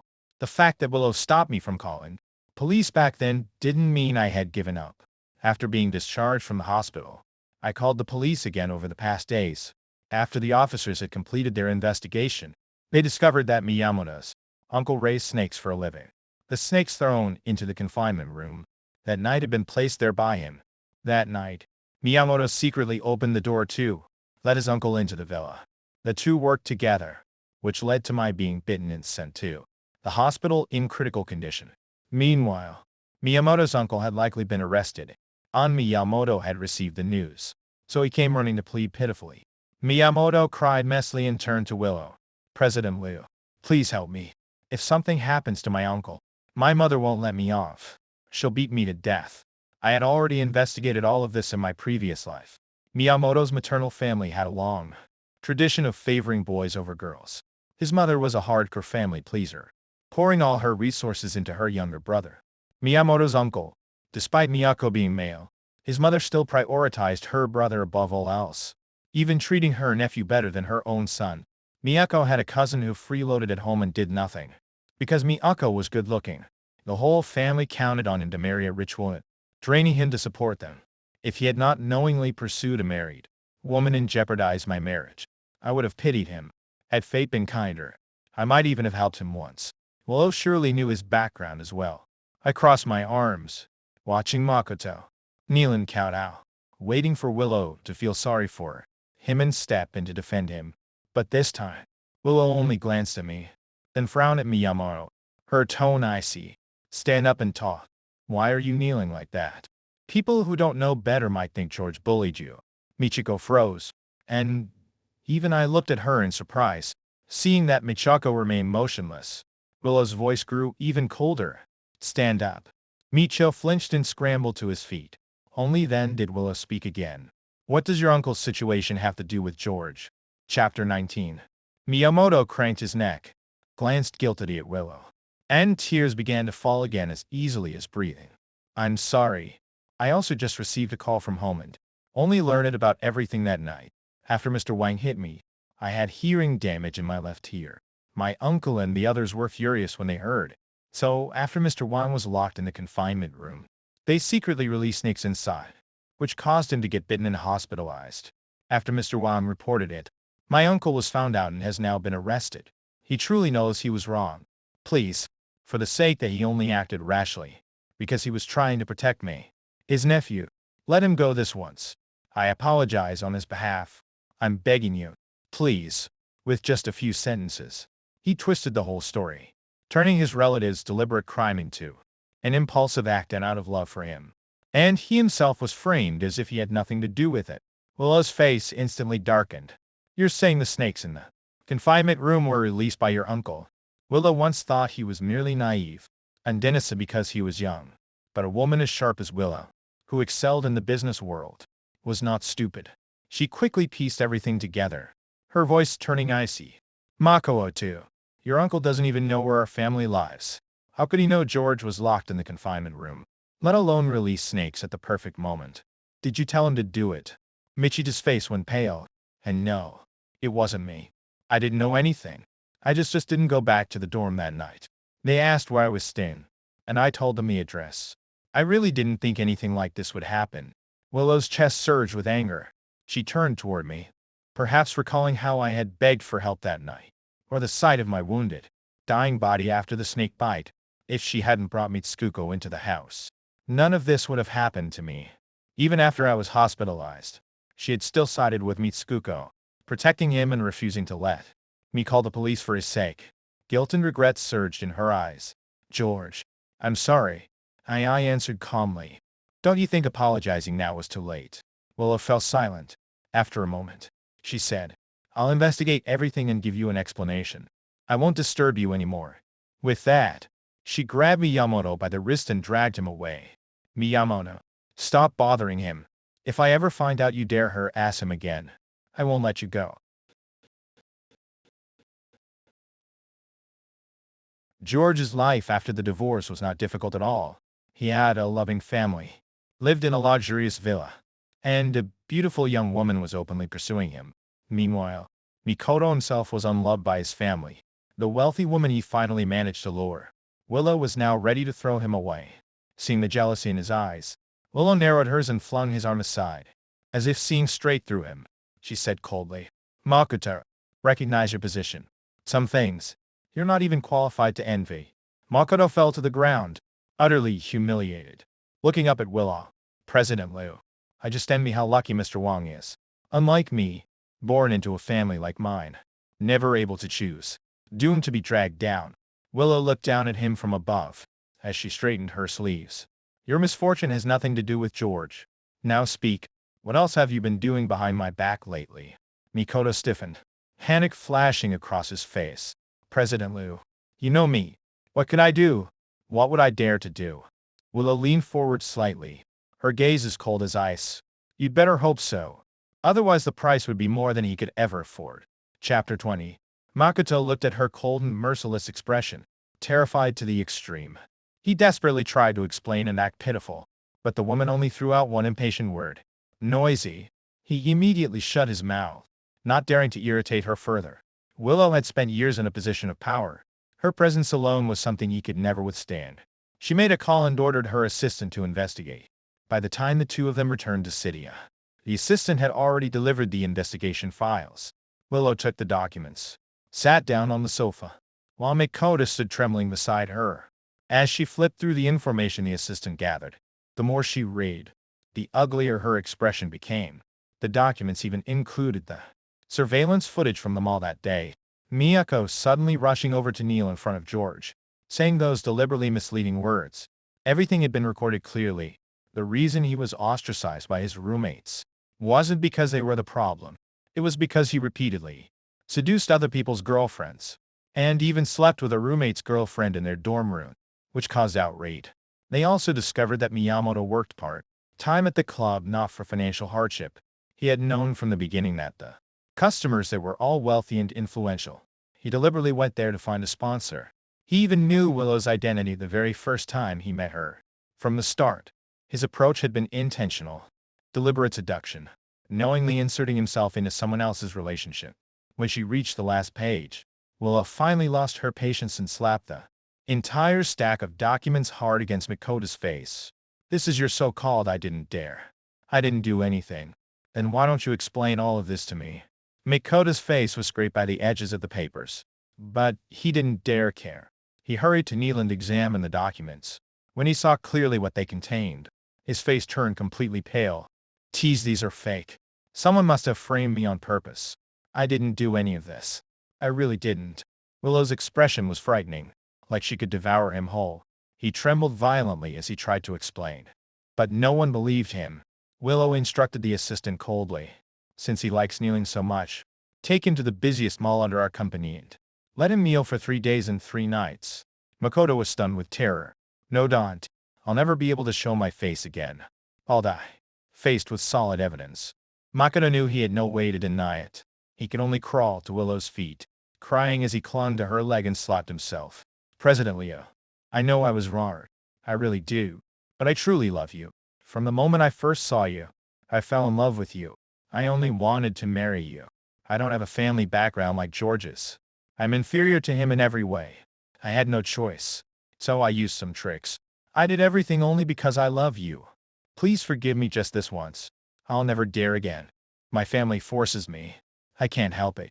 Tears that once might have looked pitiful now only made her feel disgusted. He was like a beautiful viper, accustomed to using tears to disguise himself as helpless and pitiful, while you never knew when he would strike and sink his fangs into you. Thinking about how she had lost George because of a man like this, Willow could no longer restrain herself. She kicked Mako hard in the shoulder. Mako tumbled over, collapsing onto the ground, screaming in pain. Willow, you promised you would protect me. How can you treat me like this? Willow raised her hand and pointed at him. He slapped George once. Give him back 100.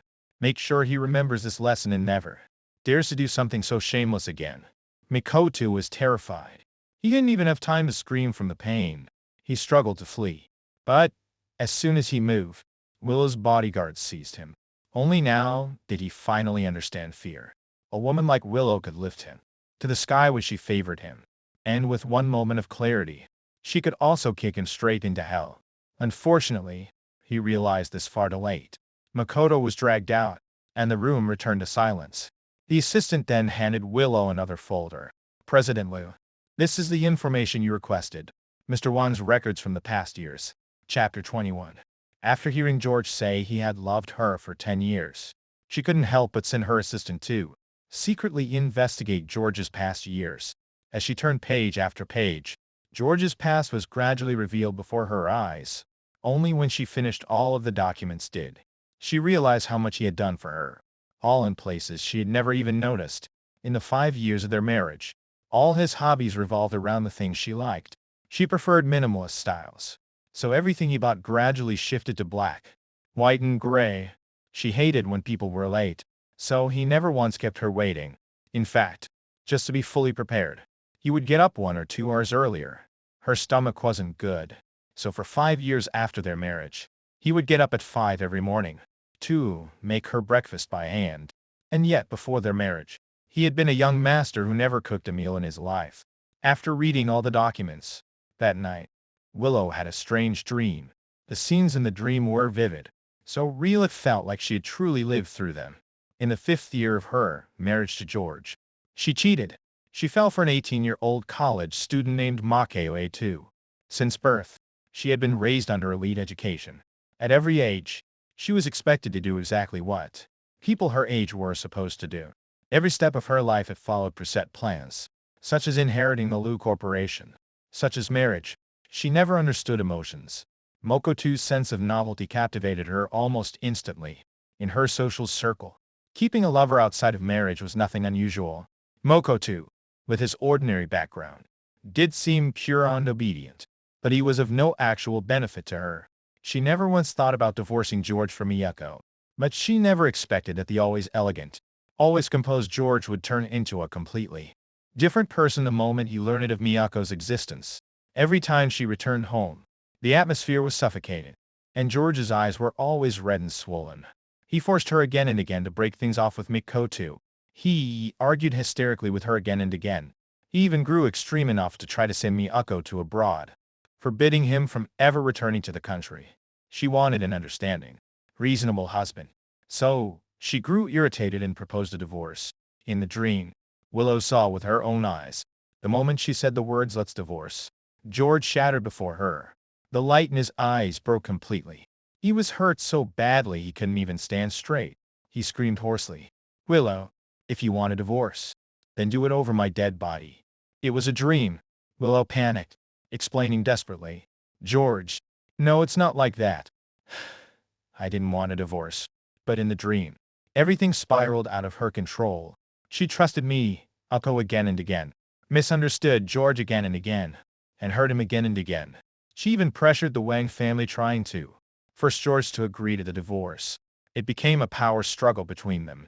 She waited for him to give up and bow his head, but she never expected that Makoto would secretly steal the Wang family's confidential information through her people, sell it to their competitors, and drag the Wang family into a crisis of bankruptcy.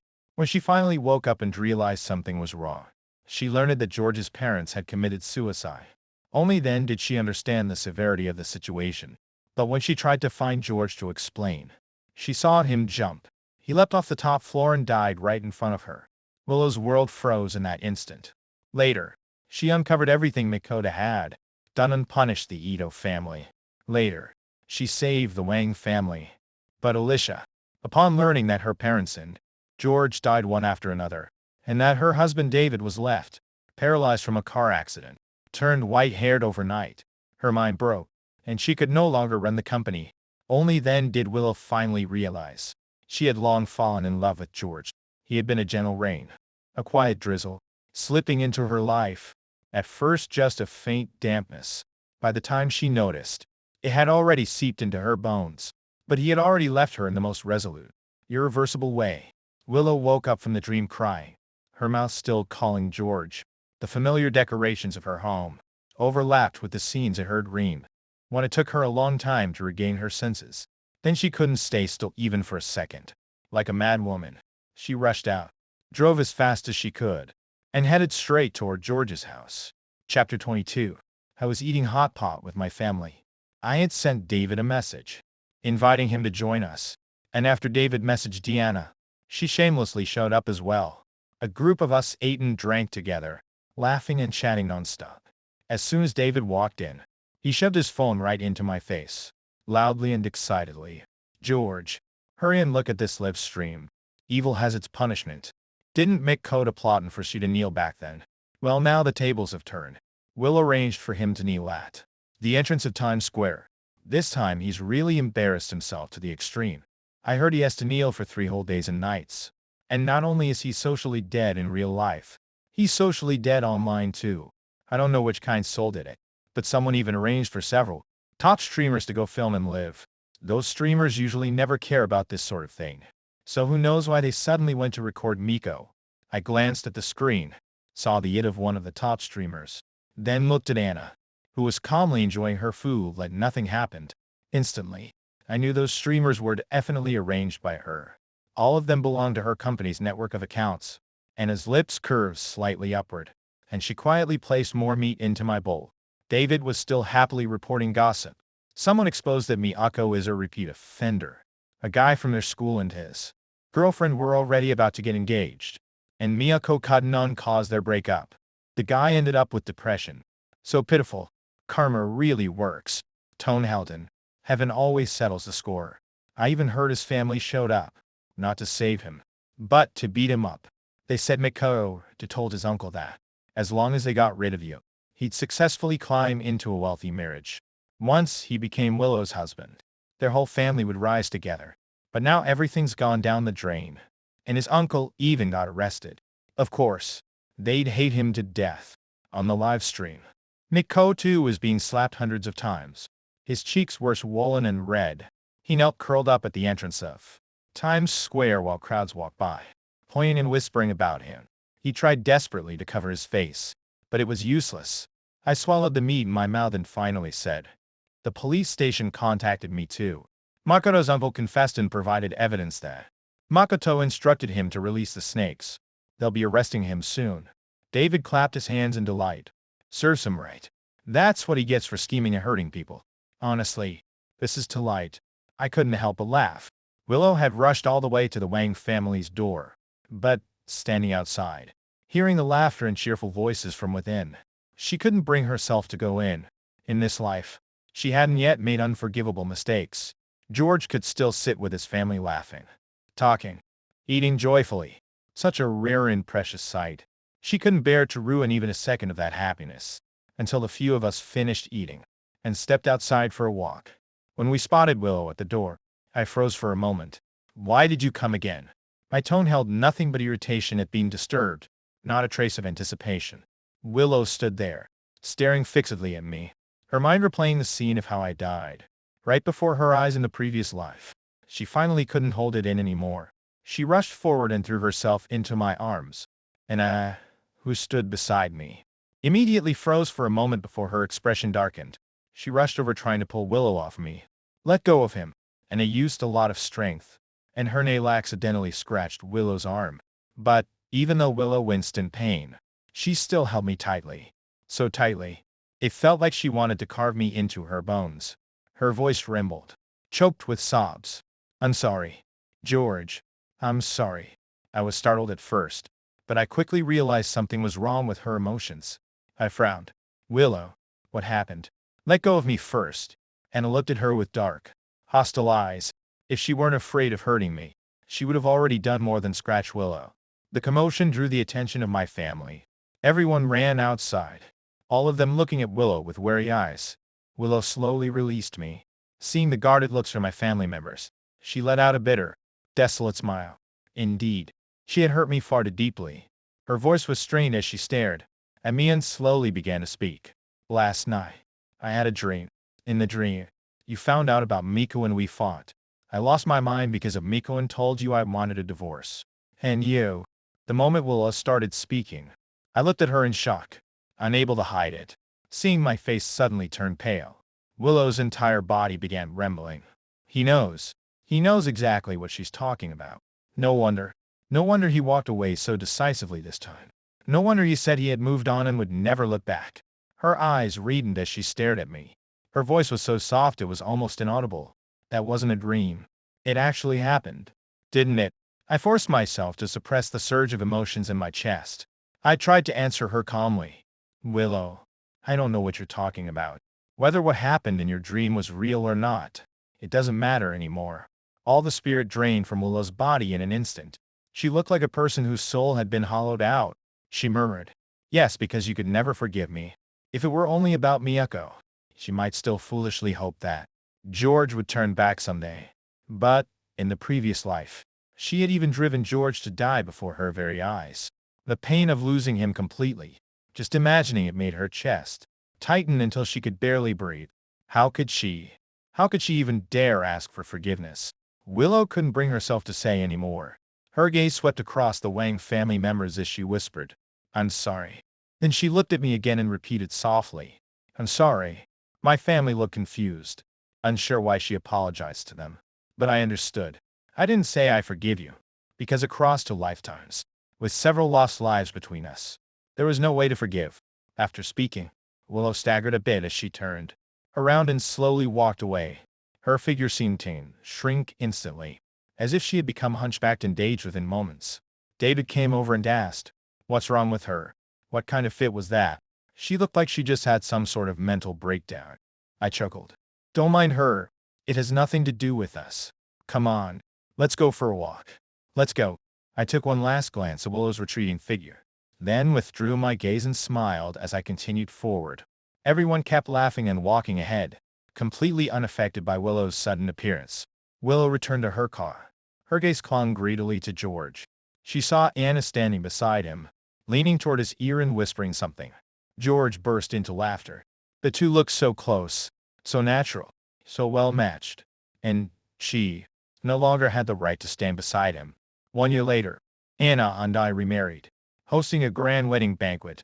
Willow sent a congratulatory gift worth over 100 million, along with a handwritten letter. I returned the gift. As for the letter, I didn't even open it. I threw it straight into the trash, and dressed in her wedding gown, walked toward me step by step under the blessings of friends and family, and I walked toward my happiness. How wonderful. In this life, I didn't take the wrong path. Everything was still in time. I still had my family, my beloved, and my future. How wonderful.